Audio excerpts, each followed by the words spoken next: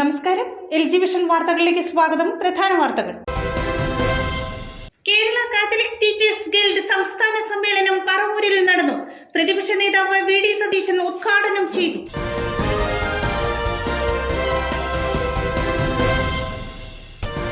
School വിദ്യാർത്ഥികൾക്കായി കുന്നുകര സഹകരണ bank students market തുറന്നു. ബാങ്ക് പ്രസിഡന്റ് VS വേണു ഉദ്ഘാടനം ചെയ്തു.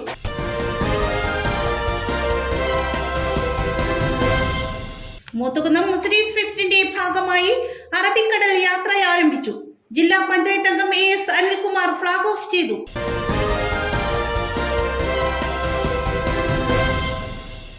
വാർത്തകളുടെ വിശദാംശങ്ങളിലേക്ക്.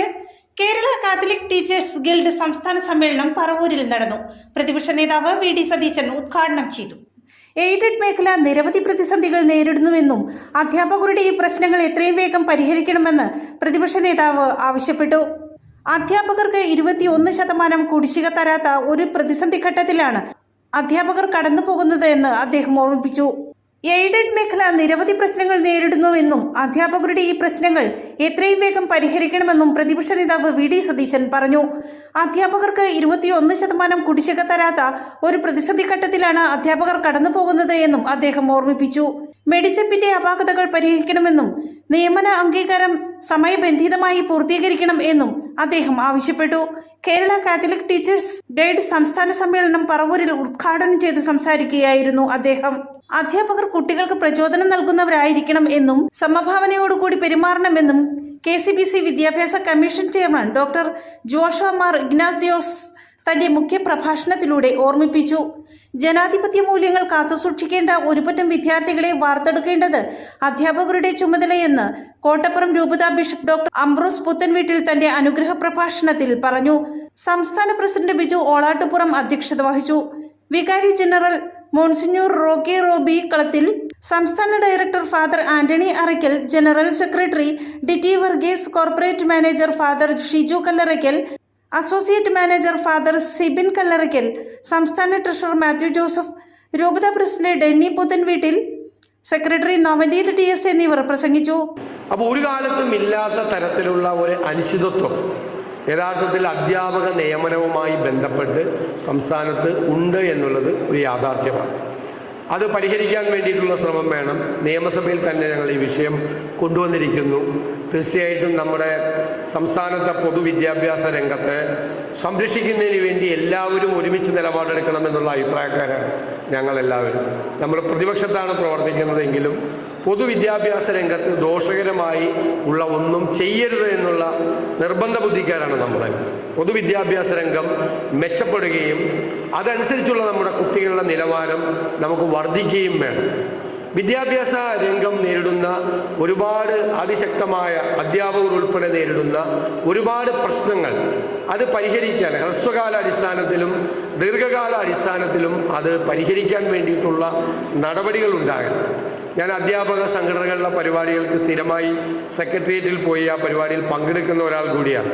അപ്പോൾ നിരന്തരമായി ഉയർത്തുന്ന പ്രശ്നങ്ങളെല്ലാം മാത്രമല്ല, ഇപ്പോൾ മറ്റ് ജീവനക്കാരുടെ പോലെ തന്നെയുള്ള മറ്റേ DAയുടെ പ്രശ്നം, അതുപോലെ നമ്മുടെ മെഡിസെപ്പ് പോലത്തെ പ്രശ്നങ്ങൾ, ഇതുപോലത്തെ ഒരുപാട് വിഷയങ്ങളുണ്ട്. ലീവ് സറണ്ടർ പുനഃസ്ഥാപിക്കുന്നതുമായി ബന്ധപ്പെട്ട ജീവനക്കാരുടെയും അധ്യാപകരെയും ബാധിക്കുന്ന ഗുരുതരമായ വിഷയങ്ങൾ ധാരാളമായിട്ടുണ്ട്. എനിക്ക് തോന്നുന്നത് 2% DA തരാമെന്ന് പറഞ്ഞല്ലേ, തന്നിട്ടില്ല. ബാക്കി 19 കിട്ടാനുണ്ട് അല്ലേ. 21 DA കുടിശ്ശിക, 2 തരാമെന്ന് പറഞ്ഞല്ലോ, കിട്ടിയിട്ടില്ല. അപ്പോൾ 19 2ഉം 21% DA നമ്മുടെ സംസ്ഥാനത്ത് ഒരു കാലത്തും വരാത്തതാണ് ആ DA കുടിശ്ശിക. അതുൾപ്പെടെയുള്ള നിരവധിയായിട്ടുള്ള വിഷയങ്ങൾ ഈ മേഖലകളിലുണ്ട്. അതെല്ലാം പരിഹരിക്കുന്നതിന് വേണ്ടിയിട്ട് നിങ്ങളോടൊപ്പം നിന്ന് അധ്യാപകരുടെ പ്രശ്നങ്ങൾ ഞങ്ങൾക്ക് കിട്ടാവുന്ന എല്ലാ വേദികളിലും ഉയർത്തിക്കാട്ടി സമ്മർദ്ദം ചെലുത്തി അത് പരിഹരിക്കാൻ വേണ്ടിയിട്ടുള്ള ശ്രമം നടത്തും എന്ന് ഞാൻ ഈ സമ്മേളനത്തിന് പ്രത്യേകമായ വാക്ക് തരികയാണ്.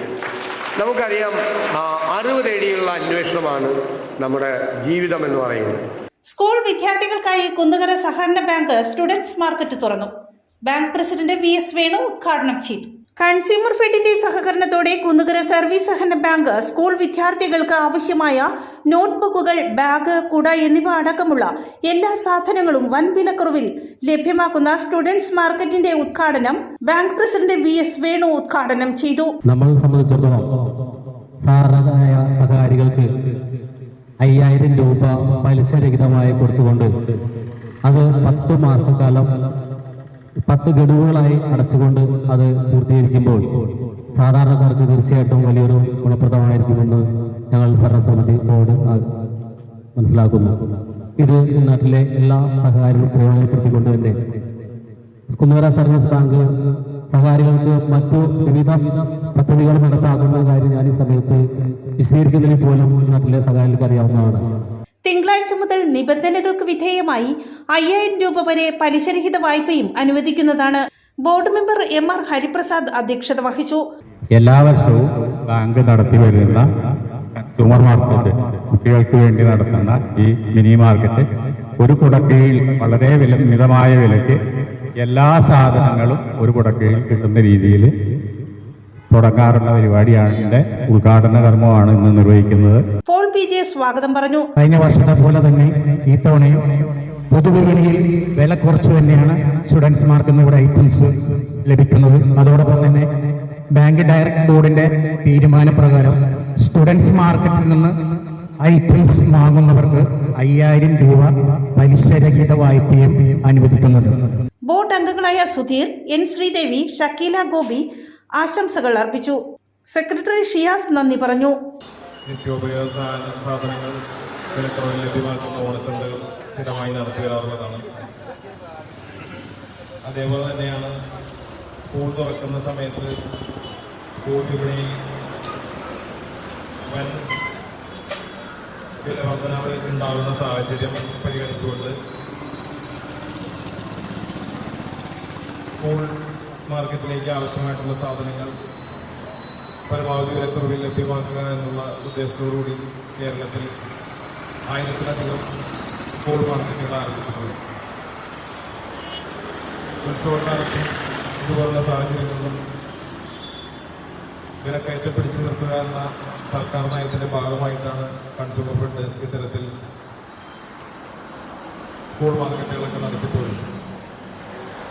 നമ്മുടെ സഹകരണ bank consumer fed school market ആരംഭിച്ച കാലം മുതൽ ഒരു വർഷം പോലും മുടക്കമില്ലാതെ നടത്തിപ്പോരുന്നതാണ്. ഈ വർഷവും പൂർവാധികം ഭംഗിയായി അത് ഉദ്ഘാടനം ചെയ്യുന്നൊരു സാധനം. പെട്ടെന്നാണ് ഇത് സംഘടിപ്പിക്കേണ്ടി വന്നുള്ളത് കൊണ്ട് ജീവനക്കാർ പലരും ഇന്നലെ രാത്രി 11 മണി 12 മണി വരെയൊക്കെ ഇരുന്ന് ഈ സാധനങ്ങളൊക്കെ സ്റ്റോക്കിലൊക്കെ കയറ്റിയിട്ടാണ് ഇപ്പോൾ ഇത് ആരംഭിക്കാൻ സാധിക്കുന്നത്. കൂടുതൽ കാര്യങ്ങളിൽ കിടക്കാതെ ഞാൻ മൂത്തുകുന്നം മുസരീസ് ഫെസ്റ്റിന്റെ ഭാഗമായി അറബിക്കടൽ യാത്ര ആരംഭിച്ചു. ജില്ലാ പഞ്ചായത്ത് അംഗം AS അനിൽകുമാർ ഫ്ളാഗ് ഓഫ് ചെയ്തു. മെയ് 11 മുതൽ 19 വരെ നടക്കുന്ന മൂത്തുകുന്നം ഫെസ്റ്റിന്റെ ഭാഗമായാണ് അറബിക്കടൽ യാത്ര സംഘടിപ്പിച്ചിരിക്കുന്നത്. മൂത്തുകുന്നത്ത് നിന്ന് ആരംഭിച്ച് സത്താർ ഐലൻഡ്, കൊടുങ്ങല്ലൂർ മാർത്തോമ പള്ളി, തോമസ് ലിഹ കപ്പലിറങ്ങിയ മാലിങ്കര പള്ളി, മുനമ്പം ഹാർബർ, മുനമ്പം അഴീക്കോട് ബീച്ചുകൾ കണ്ടുകൊണ്ടാണ് അറബിക്കടലിലേക്ക് കടക്കുന്നത്. 2 മണിക്കൂർ യാത്രയ്ക്ക് 400 രൂപയാണ് നിരക്ക്. രാവിലെ 9:30 മുതൽ ഉച്ചയ്ക്ക് 1, വൈകിട്ട് 4:30 എന്നിങ്ങനെയാണ് സമയം.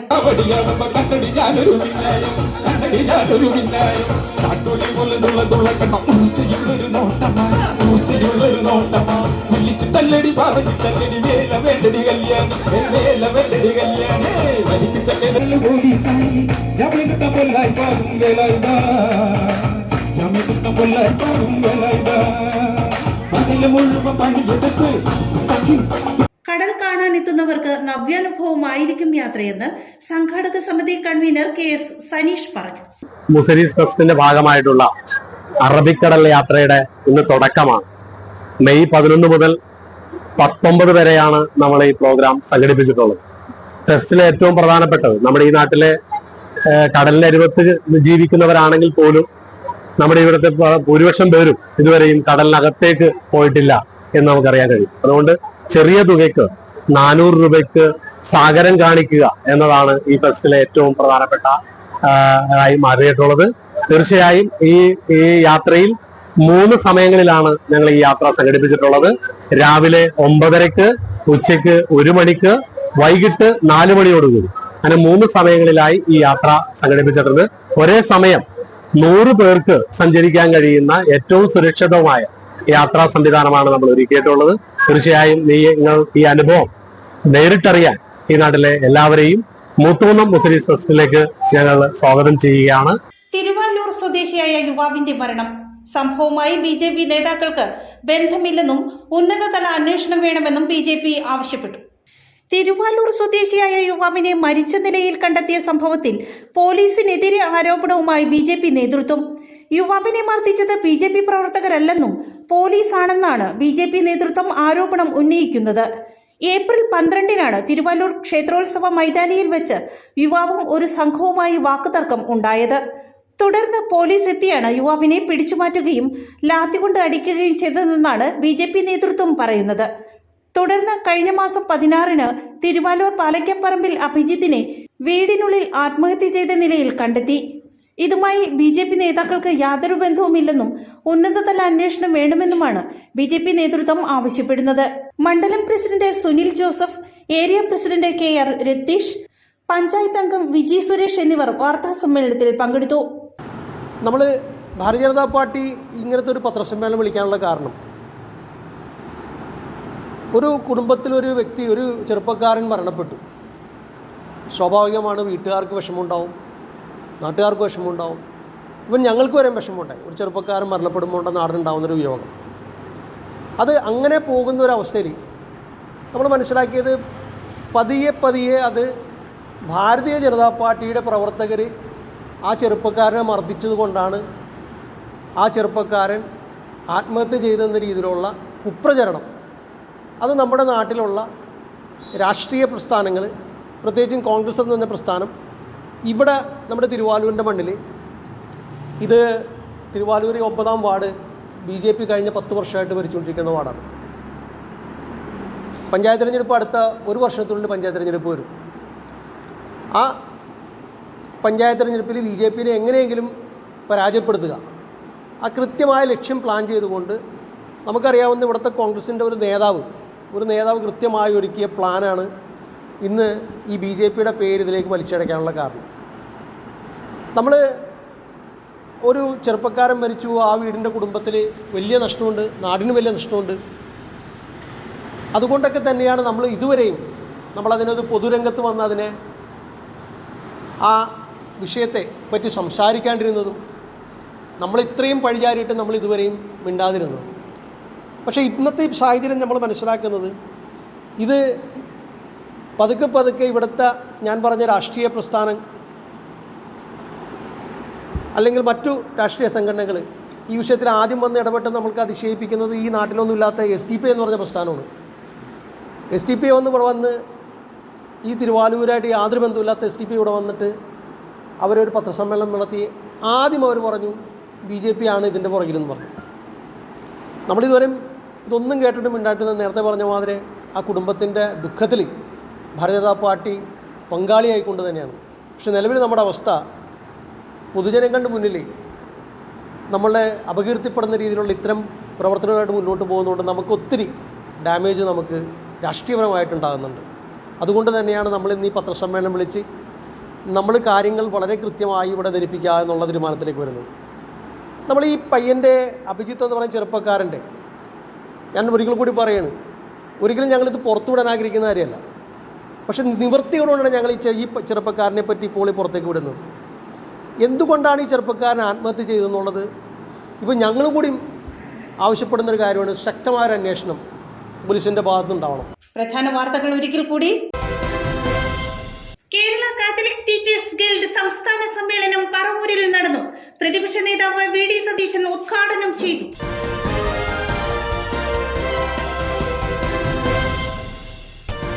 സ്കൂൾ വിദ്യാർത്ഥികൾക്കായി കുന്നുകര സഹകരണ ബാങ്ക് സ്റ്റുഡൻസ് മാർക്കറ്റ് തുറന്നു. ബാങ്ക് പ്രസിഡന്റ് VS വേണു ഉദ്ഘാടനം ചെയ്തു.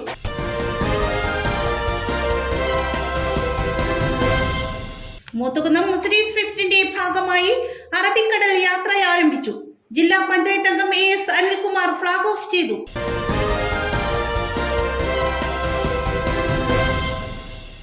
ഇതോടെ വാർത്താ ബുള്ളറ്റിൻ സമാപിക്കുന്നു. നാളെ ഇതേ സമയം ടെലിവിഷനിൽ. നമസ്കാരം.